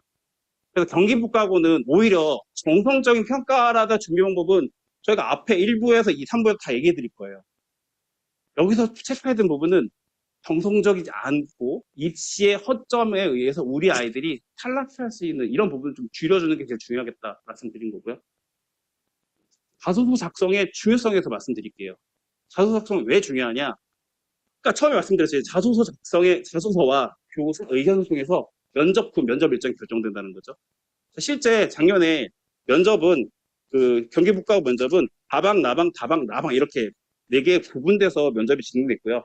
다방은 어떤 아이들이냐면 이공계 성향인지 판단해야 되는 아이들이에요. 그다음에 다방은 어느 정도 이공계 성향이고 수학하고 좀 잘한다고 판단되는 아이들이 분류된 거예요. 다방의 친구들이 12개 질문했고 다 대답했어요. 내신 올해에다가 추천도 잘 받았어요. 얘는 떨어졌습니다. 근데 다방의 친구들은 좀 약간 어려운 난이도의 질문을 받았고요. 질문 하나를 대답 못했어요. 근데 이 친구 근처에서 어떤 차이일까요? 한마디로 다방에 있는 친구들은 다 평이한 질문이기 때문에 이쪽 방에 있는 친구는 다 대답했다는 거예요. 동점자가 다 밀린 거예요. 밀릴 수밖에 없고 어떻게 뽑아요? 서류상에 내용밖에 없는데. 그러면 전략이 뭘까요? 가급적 조금 어렵더라도 도전적으로 다방으로 난이도 있게 자소서 쓰고 여기서 그걸 이겨내서 합격하는 게 그 어려운 경기국가고를 깨는 방법이 아닐까 저는 말씀드리고 싶네요. 그 코치는 제가 진행하고 있습니다. 자, 아직 제가 얘기한 거는 저기만 말씀드렸어요. 자소서만 말씀드렸죠. 그래서 자소서 정말 중요하다. 자소서에 의해서 당이 결정된다잖아요. 근데 자소서가 중요한 게 아니라 1차를 통과하는 게 저는 핵심이라고 봐요. 경기분과는 1차만 통과하면 2차는 거의 따놓은 단상이야. 2차 합격은 거의 따놓은 그 결과야. 저는 이렇게 말씀드리고 싶거든요. 그러니까 요거 얘기하기 전에 1차 통과하는 거 얘기 전에 예를 하나 들 건데요. 역시 요즘에 최근 들어서 AI 관련 이슈가 상당히 부각되고 있죠. 그러니까 최근에 그 기한 문제를 가지고 AI한테 이거 좀 풀어줄래?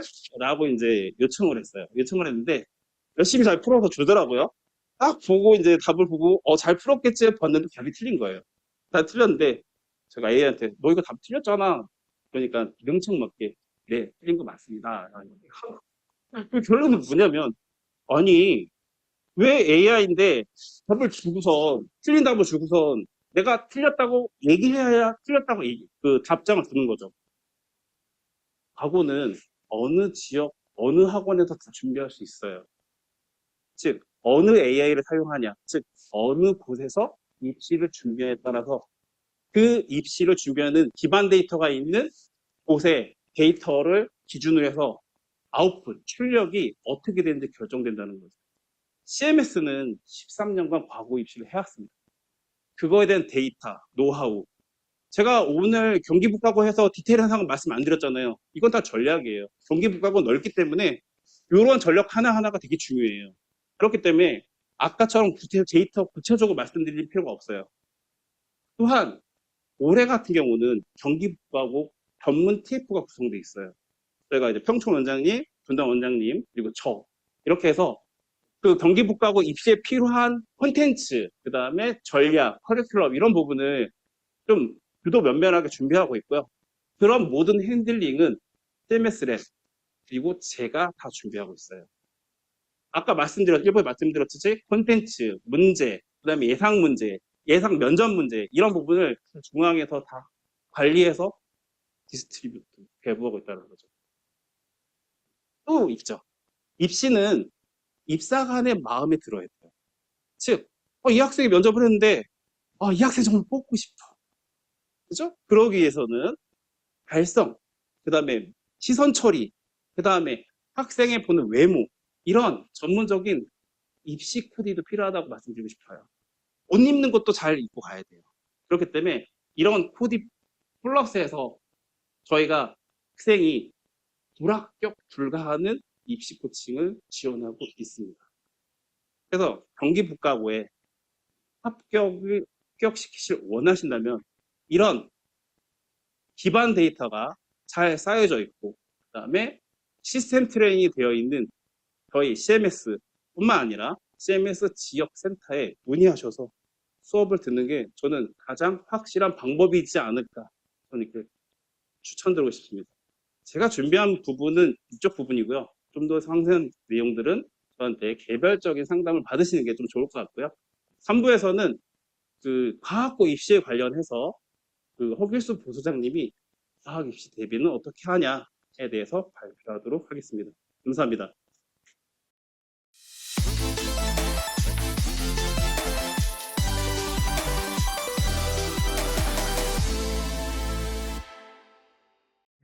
안녕하세요. 네, 2026학년도 과학고 과학 입시 전략 설명을 하게 된 CMS 랩 부소장 허길수입니다. 설명 순서는 세종 한성 경기부 과학고의 과학 영역 입시 특징을 이제 분석해서 말씀드리고, 그리고 우리 아이만의 올케어를 위한 CMS 랩 기반의 과학 영역 대비 전략 순으로 말씀드리도록 하겠습니다. 그러면 분석을 한번 시작해 보도록 하겠습니다. 우선 과고 입시는 총 3가지 단계로 되어 있는데요. 첫 번째는 이렇게 생활기록부 추천서 자기소개서를 이제 준비하는 하루 전형 준비 단계가 있고요. 그래서 이렇게 준비한 걸 가지고 1차 면접을 진행을 하는데, 이제 서울 지역 같은 경우는 필성 면담이라고 하고요. 그리고 경기북과학고 같은 경우는 배별 면담이라고 합니다. 그래서 이때는 어떤 걸 하는 거냐면 생활기록부랑 자기소개서 그리고 학생의 이제 중등의 수학, 과학의 성취도 평가를 한다라고 보시면 될 것 같고요. 그 다음에 2차 최종 이제 소집 면접은 어떤 걸 하는 거냐면 학생의 탐구력, 그 다음에 문제 해결력, 그 다음에 학생의 그 과학 아니면 수학 개념 기반의 사고력 평가를 한다라고 보시면 되겠습니다. 그래서 이렇게 평가하는 항목들이 다르거든요. 그래서 각 전형에 맞춰서 대비를 하는 게 정말 중요하고요. 그래서 우선 서류 전형을 어떻게 대비하는지 좀 말씀을 드리면, 우선 생활기록부 같은 경우는 학생의 철저한 내신 준비와 그다음에 다양한 교내대회 준비 통해서 생기부를 풍성하게 해야 되는데, 우선 학생들의 자신이 어떠한 목표를 가지고 어떠한 탐구를 하면서 어떤 고민을 하면서 하는 것들을 구체적으로 아이들이 잘 알고 있어야 된다. 그 부분이 제일 중요하다라고 보시면 될 것 같고요. 그다음에 추천서는 학생의 바른 인성과 적극적인 학교 생활에 있어서의 적극적인 생활 태도를 대변하는데, 이 학교 생활에 있어서의 그런 모범적인 생활 태도가 정말 중요하다라고 보시면 되겠고, 그다음에 마지막 자기소개서 같은 경우는 스스로 탐구한 경험이 중요한데, 올해 이제 경기북과학부의 그 자소서의 과학 기술 문항이 질문이 조금 바뀌었어요. 그래서 보시면 예전보다 좀 더 구체적으로 과학 탐구한 거를 서술하라라고 질문하고 있거든요. 그래서 그런 것들을 봤을 때 매년 자신의 과학적 재능과 관련된 그런 경험들을 구체적으로 작성하는 것을 요구하고 있고요. 그렇기 때문에 미리미리 다양한 교내대회 준비 통해서 탐구 경험을 늘리는 것이 중요하겠다라고 보시면 되겠습니다. 그러면 제가 이제 생기부를 여러 평가 항목으로 나눠서 한번 분석해서 말씀드릴 건데요. 우선 생기부는 총 이렇게 4가지로 분석을 할 수 있습니다. 그래서 보시면 성적 및 세부 능력 특기사항, 즉 세특이라고 하는 교과 학습 발달 상황이 있고요. 그 다음에 자율, 진로, 봉사, 동아리 등 창의적 체험 활동을 서술, 이 부분이 있고, 그 다음에 담임 선생님의 종합평가가 들어간 행동 특성 및 종합 의견, 행불이라고 하죠. 그래서 이렇게 있고, 그 다음에 독서 활동 이렇게 있습니다. 그래서 각 평가 항목을 기출에 기반해서 제가 한번 분석해서 말씀드리도록 하겠습니다. 우선 첫 번째로 교과 학습 발달 상황인데요. 이게 이제 세트 내용이에요. 보시면 멘틀은 어떤 암석으로 구분되는가, 광물은 무엇이며 예시를 설명하라 라는 질문을 통해서 기초 과학 개념을 이해하고 있는지 물어보고 있고요. 그 다음에 현무암과 석영의 특징, 그 다음에 이암과 세일의 차이, 이런 기본적인 거를 물어보면서 세특에 적힌 구체적인 지식을 확인을 하고 있습니다. 그 다음에 마지막으로 세특에 적힌 실험의 결론이 무엇이고, 그리고 발표한 보고서의 주제, 그 다음에 어떤 활동에서 어떤 역할을 했는지, 그런 것들을 질문해서 수업 중에 이루어진 활동의 진위와 진정성, 그리고 이해도와 주도성을 확인을 하고 있다라고 이제 보시면 되겠습니다. 그래서 어떻게 대비하는지는 좀 이따 말씀드리고, 이렇게 제가 이제 항목들을 나눠서만 분석해서 말씀드릴게요. 그래서 두 번째는 창의적 체험 활동인데요. 이거는 생명공학자가 되기 위한 노력, 앞으로의 진로 계획을 말해보라라는 걸 통해서 진로의 이해도와 구체적인 목표를 물어보고 있고요. 그 다음에 핵융합 에너지에서 나오는 에너지는 얼마인가, 이런 질문을 통해서 진로 연계 지식을 평가한다라고 보시면 되겠습니다. 그 다음에 동아리 활동 중에 발열반을 이용해서 라면을 끓인 그런 과정을 설명해 봐라. 아니면 토론 동아리 예시, 코딩 동아리, 토론 동아리, 그 다음에 수학 과학 동아리의 활동을 통해서 이런 동아리 활동의 구체적 활동 내용과 진정성을 물어보고 있다라고 보시면 되겠는데, 우선 이런 활동 관련해서는 정말 거의 물어본다라고 보시면 될 것 같아요. 생각보다 이걸 정말 쉽게 생각하시는 분들이 많은데, 학생들이 이때 대비를 잘 못하면 이 학생이 아무런 생각 없이 한 거예요. 그렇기 때문에 이거를 좀 체계적으로 잘 준비하는 것이 정말 중요하다고 보시면 되겠고요. 그 다음에 행동 특성 및 종합 의견에서는 미인정 지각을 통해서 출결을 통한 성실성을 파악하고 있고요. 그 다음에 회정 활동에서 이제 문제학 케어, 그 다음에 임원 활동 중에 어려웠던 점을 통해서 리더십 역량 평가를 하기도 하고요. 그 다음에 오케스트라 활동, 학급 활동을 통해서 협업과 공동체 의식을 물어보기도 합니다. 그리고 마지막으로 독서 활동인데요. 인상 깊었던 책과 이유를 많이 물어보는데, 요거는 자신을 잘 드러낼 수 있는 내용의 책 한 권은 잘 준비해야 되는 상황입니다. 그래서 이걸 꼭 알고 계셔야 될 것 같고, 그 다음에 이기적 유전자, 그 다음에 제네시스, 리바이어던 이런 책을 물어보기도 하는데, 요거는 진로와 관련된 전문적인 책이 만약에 생기부에 그 독서 활동에 들어가 있다면 반드시 내용 숙지는 해야 된다라고 보시면 되겠습니다. 그 다음에 요거는 인문교양서로 물어보기도 하는데요. 요거는 독서 활동의 진위 여부를 확인하기도 합니다. 그래서 이런 식으로 많이 질문을 하고 있다라고 보시면 되는데, 그러면 이러한 생기부 분석을 통해서 어떻게 대비하는지 말씀드리면, 우선 결론부터 말씀드리면 생기부는 학교 생활을 드러내는 자료입니다.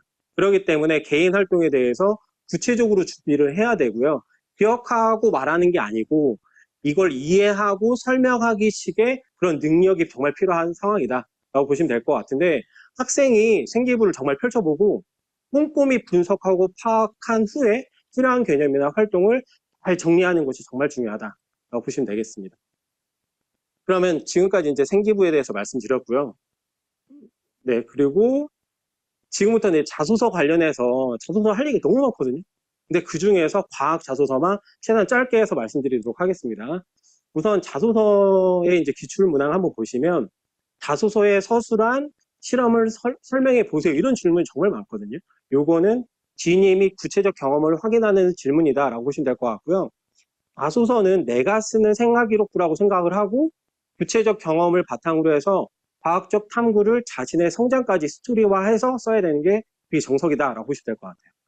그리고 이러한 과학적 탐구 활동을 과학적 개념과 연결하여 자신의 것으로 만드는 것이 정말 중요한데, 그 이유가 이제 기출문항 보시면 실험 활동에서 어떠한 과학적 개념과 연관됐는지, 그리고 이런 결과가 왜 나타났는지, 그리고 실험 설계를 어떻게 했는지, 오류는 어떻게 대처했는지 정말 다양한 질문을 통해서 모호하거나 과장된 그런 서술은 면접에서 서로 드러나게 됩니다. 그렇기 때문에 명확하고 진실되는 설명이 정말 중요하다라고 보시면 되겠습니다.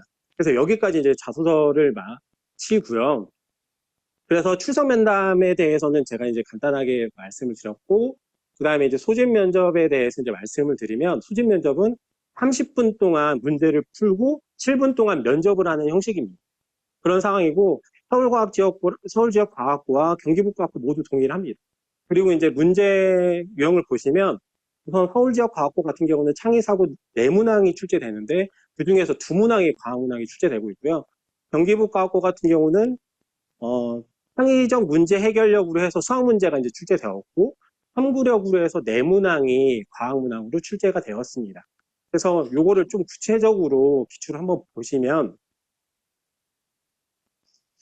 서울 지역의 그 소집 면접 문제고요. 그래서 과학 2문항이 출제됐잖아요. 그래서 왼쪽에 보시면 소문항으로 물리랑 화학 문제가 출제되었어요. 그렇죠? 근데 요게 재심은 하나를 통해서 단순하게 물리와 화학이 내용적으로는 엮이지 않은 그런 병합된 문제도 출제되는 상황이고요. 그리고 좀 정리해서 말씀드리면 실생활 적용한 실험 설계 문제다라고 보시면 되겠습니다. 그 다음에 창의사고 3에서는 지구과학과 생명과학 문제가 이제 출제되었는데, 이렇게 이제 물화생지가 하나씩 다 나와요. 항상 보면. 그래서 이게 어떤 식으로 출제되었느냐면, 과학 개념 확인 및 사고력 평가하는 문제가 출제가 되었는데, 예전에는 정말 기본적인 지식을 물어보는 문제들이 많이 출제되었는데, 최근에는 이러한 실험 설계, 그 다음에 사고력 평가하는 문제들로 출제가 되면서 난이도는 이전보다 확실히 올라갔어요. 그래서 그런 상황이다라고 보시면 될 것 같고, 다음은 경기북과학고를 한번 살펴보면, 경기북과학고는 우선 1번 그 제시문이 1번에서 3번까지 그 생명과학과 화학 기반의 그런 문제를 풀게끔 했는데, 정리해서 말씀드리면 중등 개념을 적용하는 문제, 그 다음에 실험에 연계한 과학 원리 및 개념 적용하는 문제, 이런 것들이 1번에서 출제됐고, 그 다음에 2번에서는 화학과 융합 문제로 출제돼서 실생활 관련한 융합 문제로 출제되었고요. 그 다음에 3번은 생명과학 기반의 실험을 통한 중등 연계 개념을 확인하는 그런 문제가 출제되었습니다. 그리고 마지막으로 4번 문제는 이제 물리 문제인데요. 요거는 수학과 자료 해석 기반의 물리 탐구하는 문제가 이제 출제되었는데, 한눈에 봐도 경기북과학고와 서울지역과학고의 문제는 확실히 다르죠. 서울지역과학고 같은 경우는 한 지문이 정말 많지 않고, 그렇죠? 그리고 물화생지가 딱 명확하게 딱 있지만, 경기북과학고 같은 경우는 지문도 길고 문제수도 많고, 그렇죠? 그리고 대부분 다 탐구력을 평가하는 그런 문제들이 출제되고 있다라고 보시면 되겠습니다. 그래서 이런 차이가 있으니까 그거에 참고하셔서 대비를 해야 된다라고 보시면 되겠습니다. 그래서 지금까지 분석을 정말 달렸고요. 요즘 살쪄가지고 너무 힘든데, 너무 달리다 너무 힘들었습니다. 우선 조금 이제 천천히 저희 학원에 어떻게 대비하는지, 우리 아이만의 올케어를 위한 CMS 랩에 기반한 과학 영역 대비 전략을 말씀드리도록 하겠습니다. 우선 설명을 하기 전에 간단한 분석하는 지표를 하나 설명을 드리면요. 피어슨 상관계수라고 해서 두 데이터 간에 얼마나 상관이 있는지 그거를 분석하는 기법이에요. 그래서 보시면 왼쪽 같은 경우는 맨 왼쪽에 이 표 보시면 표본 1의 데이터들과 표본 2의 데이터들이 완전히 동일하죠. 그럴 때는 완전한 양의 상관을 갖는다라고 하고 그때 상관도는 1입니다. 그리고 데이터가 표본 1과 표본 2가 완전히 반대일 때는 완전한 음의 상관을 갖는다 하고 마이너스 1의 상관도로 갖고요. 그 다음에 9개는 같지만 하나가 차이가 많이 달라요. 많이 나요. 그럴 때는 0.6까지 상관도가 떨어지고요. 차이가 더 심하면 더 많이 떨어집니다.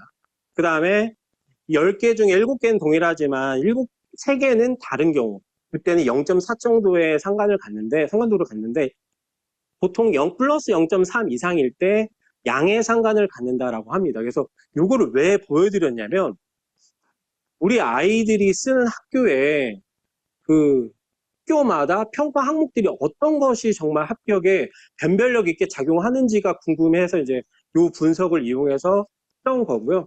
그래서 저희 CMS 전년도 아이들 기반으로 해서 이제 분석을 한 거고 보시면 생활기록부랑 한눈에 봐도 과학 자소서의 내용은 상관도가 양의 상관을 갖죠. 그렇죠. 모두 다 양의 상관을 갖고 대신에 이제 세종과학고 같은 경우는 출석 면접 면담에서의 중등과학 질문이 한성과학고보다는 상대적으로 변별력 있게 출제되었다는 걸 확인할 수가 있습니다. 그렇죠. 그 다음에 한성과학고의 내신 성적이 세종과학고의 내신 성적보다는 좀 더 변별력 있게 출제되고 있는 상황이다 라고 생각하시면 될 것 같고 그래서 이걸 기반으로 사실 접수를 해도 되는 상황이에요. 사실은. 저는 이게 되게 중요하다고 생각을 하고요. 그래서 이거를 기반으로 학원에서도 대비를 하는데 어떻게 대비를 해야 되는 거냐면 생활기록부 관리를 당연히 잘할 수 있게끔 해야 되는 거고 그 다음에 과학자소서도 신경 써서 대비를 해야 되는 거죠. 그리고 그거에 대한 질문 케어도 해줘야 되는 상황이고 그 다음에 세종을 쓰는 아이들 같은 경우는 중등과학에 조금 더 포인트 맞춰서 대비를 해줘야 된다라고 보시면 되겠습니다. 그래서 출석면담 대비를 저희 학원에서 생각을 하고 있는 건 과학 자소서의 질적 향상이 필요하다라고 생각을 하고 있고요. 그 다음에 3+1 면접 대비를 통해서 생기부 관련한 면접 대비를 한다라고 보시면 되겠고 그 다음에 기출 기반의 조별 준연습을 통해서 중등 과학의 그런 학생들의 성취도를 올리려고 노력을 하고 있습니다. 그래서 어떻게 하는지 구체적으로 말씀드리면 우선 말씀드리기 전에 저희 과고반에 CMS 전체 과고반에 과학반에 연간 로드맵은 다 이렇습니다. 그래서 12월에 다 개강을 하고요. 6월까지 과학 기본 이론 수업을 하고 7월부터는 자소서 작성 수업들이 진행되고요. 그 다음에 8월 중순부터는 출석 면담 대비를 하고 9월 중순부터는 소집 면접 대비를 출석 면담 대비랑 병행해서 진행을 합니다. 그래서 이렇게 로드맵을 갖고 있고요. 그래서 우선 자소서부터 말씀을 드리면 저희 CMS 랩에서는 자소서 관련한 통합 지원 프로그램을 자체 개발을 해서 프로파일 프로라는 프로그램을 자체 개발해서 학생들의 과학 자소서의 주제 선정과 그 다음에 첨삭에 있어서의 그런 체계적인 관리 시스템이 여기에 다 들어가 있다고 보시면 될 것 같아요. 그래서 전년도에 이게 개발 완료가 돼서 올해부터 이게 사용될 거라서 여기 아직 저희의 그런 데이터들은 들어가 있지는 않고 그래서 올해부터 될 거다라고 보시면 될 것 같은데 우선 기본적으로 저희가 첨삭을 어떤 식으로 했었냐면 CMS-I라면 우선 자소서 선정 그런 컨설팅을 받지 않더라도 저희 과고반 I라면 3번의 첨삭은 무조건 진행을 합니다. 이런 식으로. 그리고 개별 링크가 다 있고요. 이렇게 첨삭을 진행을 하는데 구체적으로 어떻게 하는지 좀 말씀을 드리면 우선 학생이 이렇게 씁니다. 왼쪽에 이제 자소서를 쓰고 그거에 대해서 큰 틀에 있어서의 1차 첨삭을 진행을 하고요. 그래서 실험을 어떻게 개선할지 아니면 영재성이나 이런 탐구력을 보여줄 수 있는 그런 것들을 어떻게 보여줄지를 방향성에 맞춰서 큰 틀에 있어서의 첨삭을 이렇게 1차 첨삭을 한다라고 보시면 될 것 같고요. 그 다음에 2차 첨삭은 이렇게 구체적으로 각 문장마다의 첨삭들이 진행이 됩니다. 그리고 나서 마지막으로는 글자 수까지 어느 정도 염두에 둔 최종 첨삭이 이렇게 진행이 되는데요. 그래서 이렇게 보통 1차, 2차, 3차에 그 첨삭을 목표로 이렇게 진행을 하는데 첨삭을 진행을 하는데 이 프로그램들이 저희 이제 프로파일 프로에 들어가서 그렇게 이제 유기적으로 학생들을 관리하는 프로그램을 이제 보여줄 수 있는 상황이다라고 보시면 되겠습니다. 그리고 다음은 출석 면담 대비인데 요거는 이제 3+1 면접이라고 하는 건데 학생들마다 이제 학교만 들어갔고 학생들의 이름은 넣지는 않았습니다. 그래서 보시면 9월 초부터 해서 10월 말까지 학생들의 면담 일정이 다 달라요. 출석 면담은 1차 면접은. 그렇기 때문에 학생들을 조금 면접이 일찍 있는 아이들부터 해서 체계적으로 면접 대비를 해줘야 되는 게 맞잖아요. 그래서 그거에 맞춰서 이런 식으로 저희들이 운영하고 있고요. 전년도 이제 목동에서 운영한 거예요.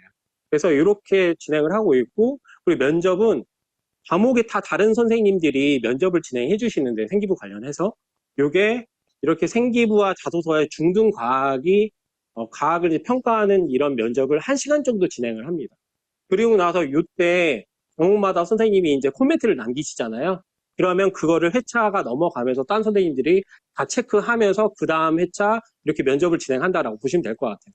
그리고 나서 마지막에 정말 중요한 포인트가 뭐냐면, 제가 예전에 사실 면접을 8번, 9번 시켜본 적도 있어요. 근데 30분씩 8번, 9번 시키는 것보다 1시간을 3번만 시키는 게 결과가 훨씬 좋더라고요. 그럼 왜 그러냐면, 선생님이 1시간 동안 면접하려면 학생들의 생기부나 이런 것들을 열어볼 수밖에 없어요. 제대로 보고 분석해서 질문할 수밖에 없기 때문에 정말 새로운 학생들이 예상치 못한 그런 질문들을 실전에서와 같은 그런 질문들을 할 수 있기 때문에 그 1시간 정도의 면접이 훨씬 더 효과적이다라고 생각을 하고 있고요. 그리고 거기서 더 중요한 부분은 뭐냐면, 마지막에 책임을 지는 선생님 한 명 있어요. 그래서 우리 아이가 정말 부족한 게 있는데 선생님이 형식적으로 딱 3번, 4번 하고 끝내는 게 아니고, 마지막에 학생이 부족한 걸 알아요. 그러면 2, 3일 전에 불러다가 이 학생이 어떤 게 부족하니까 이렇게 쭉 끝까지 깊이 있게 질문하고 케어하고, 이런 것들이 정말 중요하다라고 보시면 될 것 같고요. 그래서 요 마지막에 책임을 지는 선생님이 학생을 보다 깊이 있게 이제 관리를 하는 그런 시스템이다라고 보시면 되겠습니다. 그래서 이렇게 3+1 면접을 진행하고 있고, 그다음에 출석 면담 대비해서 이게 중연습하는 건데, 이거는 뭐냐면, 사실 여기 좀 관련된 일화가 좀 있는데요. 제가 이제 영재고 수업을 많이 하니까요. 영재고 수업한 아이들 중에 서울과학고를 썼다가 3차에서 떨어진 애가 어느 해에 2명이 있었어요.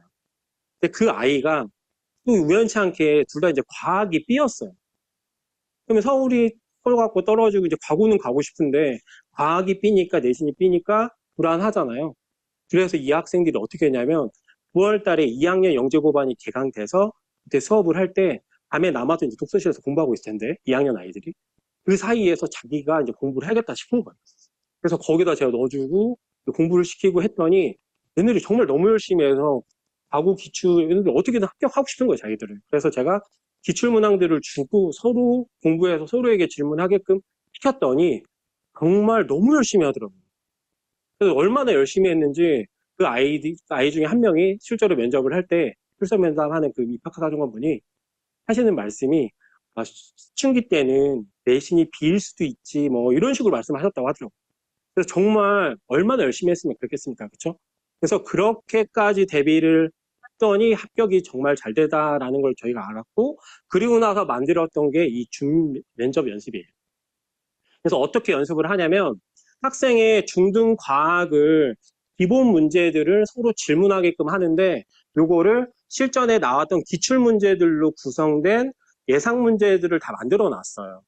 그리고 나서 여기서 2명씩 조를 짜주고 서로 질문하고 답변하는 형식으로 해서 서로에게 이제 답변을 하고, 그리고 나서 학생들의 자기 성적을 이렇게 보잖아요.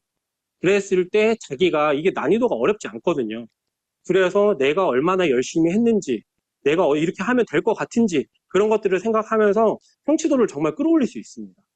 그렇기 때문에 이 중연습이 정말 많은 도움이 있었다라고 생각이 들고요. 그래서 요거를 통해서 저희는 중등 과학의 성취도를 올리고 있다라고 보시면 되겠습니다. 그러면 이제 출석 면담에 대해서 말씀드렸고, 마지막으로 소집 면접 대비인데요. 요거는 기출 문제 기반해서 다양한 평가 항목에 대비하는 것이 중요하고요. 그리고 정말 중요한 게, 아이들이 다양한 문제와 많은 연습을 하는 게 중요하다고 생각을 합니다. 그래서 이때는 어떻게 하냐면, 이렇게 저희가 2022학년도부터 24학년도까지 과고에, 전국에 있는 과고들의 기출문제를 다 정리했어요. 그리고 나서 이거에 대한 답변도 다 있고요. 그래서 학생들이 하루에 2개씩은 최소한 하루에 면접을 매일매일 한다, 이 기간에. 라고 생각하시면 될 것 같고, 그래서 이때 이제 성적표도 이렇게 계속 체크를 하면서 내가 어떤 부분이 부족하다, 그런 것들을 계속 체크하면서 아이들의 성취도를 올리려고 노력을 하고 있고요.